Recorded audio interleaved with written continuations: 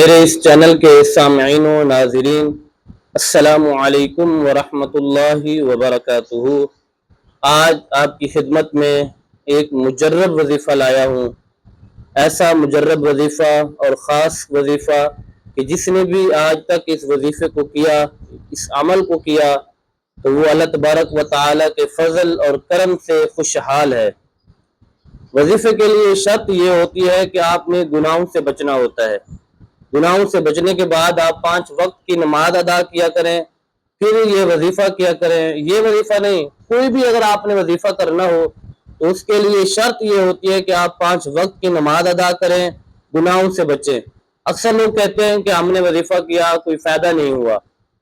تو میں آپ سے یہ گزارش کرتا ہوں کہ اگر آپ نے وظیفہ کرنا ہے تو اس کے لیے شرط ہے کہ آپ گناہوں سے بچیں، 5 وقت کی نماز ادا کیا کریں، نیک کام کیا کریں، پھر آپ وظیفہ کریں، اس کا فائدہ ہوگا۔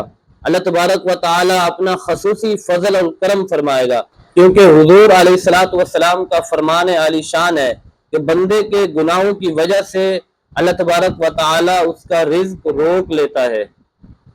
تو اب دیکھیں، ایک بندہ گناہ کرتا ہے، پھر وہ وظیفہ کرے کہ مجھے رزق ملے، دولت ملے، تو یقیناً اس کو رزق نہیں ملے گا۔ کیونکہ حضور علیہ الصلوۃ والسلام کا یہ فرمان ہے کہ اللہ تبارک و تعالیٰ ان بندوں کا رزق روک لیتا ہے جو بندے گناہ کرتے ہیں، یعنی گناہوں کی وجہ سے رزق روک دیا جاتا ہے۔ تو آپ وظیفہ کرنے سے پہلے گناہوں سے بچیں، 5 وقت کی نماز ادا کیا کریں، نیک کام کریں، پھر آپ وظیفہ کریں۔ انشاءاللہ العظیم اللہ تبارک و تعالیٰ کے فضل اور کرم سے وہ وظیفہ آپ کے لیے فائدہ مند ثابت ہوگا۔ اور آج جو آپ کے سامنے میں ایک مجرب وظیفہ رکھنے لگا ہوں، یہ خاص وظیفہ ہے ان لوگوں کے لیے جو غربت سے تنگ ہے، جو تنگ دست ہیں، دولت نہیں ہے، رزق مال پیسہ نہیں ہے، مہنگائی کے اس دور میں وہ بہت تنگ ہیں، تو ان کے لیے یہ وظیفہ ہے۔ یہ عمل کریں، انشاءاللہ العظیم اللہ تبارک و تعالی اس وظیفے کی برکت سے تنگ دستی دور فرمائے گا، آپ کو دولت مند بنائے گا، اور یقیناً رزق آپ پر ایسے برسے گا، اللہ تبارک و تعالی رزق ایسے عطا فرمائے گا جیسے بارش ہوتی ہے۔ آپ نے قرآن پاک کی اس آیت کو اللہ یرزق من یشاء بغیر حساب، اس کو آپ اپنے ورد میں رکھیں، اپنے وظیفے میں رکھیں، اٹھتے بیٹھتے آپ اس آیت کو بار بار پڑھتے رہیں، اس کو اپنے ورد میں رکھیں، اس کو اپنا وظیفہ بنا لیں۔ آپ انشاءاللہ العظیم جیسے ہی اس کو اپنے ورد میں رکھو گے، اللہ تبارک و تعالی آپ پر اپنا فضل فرماتا جائے گا۔ اس کے بعد آپ نے ہر نماز کے بعد اللہ تبارک و تعالی کے اس نام کی یا رزاق اس کی تسبیح کرنی ہے۔